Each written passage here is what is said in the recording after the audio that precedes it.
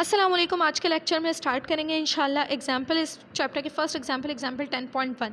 देखते हैं how much work is done by an ideal gas, कहने कि एक गैस कितना वर्क कर रही है, ठीक है, ड्यूरिंग एक्सपेंशन। जब वो क्या हो रही है, पहले पिस्टन यहाँ पर था, अब वो एक्सपेंड हो रही है। एक्सपेंड का मतलब फैल रही है, वो यहाँ तक के जा रही है। पहले इसका वॉल्यूम V1 था, अब इसका वॉल्यूम यहाँ तक के जा रहा है। पहले सिर्फ वॉल्यूम यहाँ तक के था, अब वॉल्यूम यहाँ तक के जा रहे हैं, ठीक है। अब ये फैल रही है, ठीक है। From its initial volume of 4 litres, पहले इसका वॉल्यूम कितना था, 4 लीटर्स था, ठीक है। और अब इसका जो टोटल फाइनल वॉल्यूम हो रहा है वो हो रहा है 24 लीटर्स, ठीक है। अब यहाँ से लेकर यहाँ तक का जो इसका टोटल वॉल्यूम है वो हो रहा है 24 लीटर्स, ठीक है।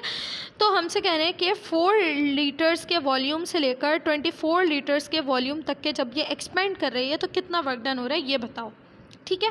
प्रेशर को क्या रखा गया भाई, कांस्टेंट रखा गया और वो कितना रखा गया 8.08 exponent 5 newton per metre square रखा गया, ठीक है। Newton per metre square pressure का यूनिट कैसे है, pressure is equal to force upon area होता है।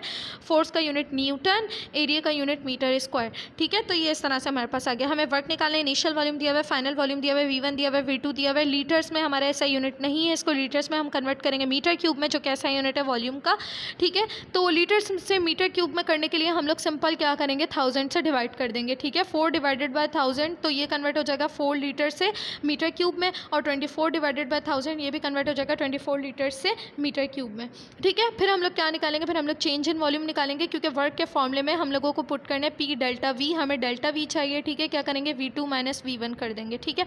V2 की वैल्यू भी हमें पता है, V1 की वैल्यू भी हमें पता है, डेल्टा V हमारे पास कुछ इस तरह से आ जाएगा, ठीक है। अब हमारे पास डेल्टा V आ चुका है, हमारे पास प्रेशर भी है जो SI यूनिट में ही मौजूद है। वर्क का फॉर्मूला लगाएंगे, प्रेशर को पुट करेंगे, वॉल्यूम को पुट करेंगे, दोनों को मल्टीप्लाई करेंगे, हमारे पास आंसर आ जाएगा किसमें, जूल्स में, ठीक है।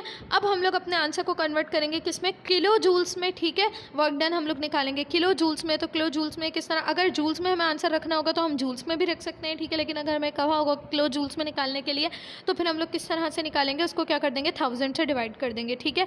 तो आपने क्या किया, जूल्स से किलो जूल्स में जाने के लिए 16.2 एक्सपोनेंट 3 को 1000 से डिवाइड कर दिया, ठीक है। मैं 1000 की जगह क्या लिख सकती हूँ, मैं 1000 की जगह एक्सपोनेंट 3 भी लिख सकती हूँ, क्योंकि 1000 में 1 के आगे 3 जीरो होते हैं, ठीक है। तो एक्सपोनेंट 3 से क्या हो गया, एक्सपोनेंट 3 कैंसिल हो गया और आपके पास आ गया 16.2 किलो जूल्स, ठीक है। इस तरह से मैंने निकाल लिया अपना वर्क डन, ठीक है। यहाँ पर मेरी फर्स्ट एग्जाम्पल इस चैप्टर की एंड होती है। इंशाल्लाह नेक्स्ट लेक्चर में स्टार्ट करेंगे नेक्स्ट टॉपिक। अल्लाह हाफ़िज़।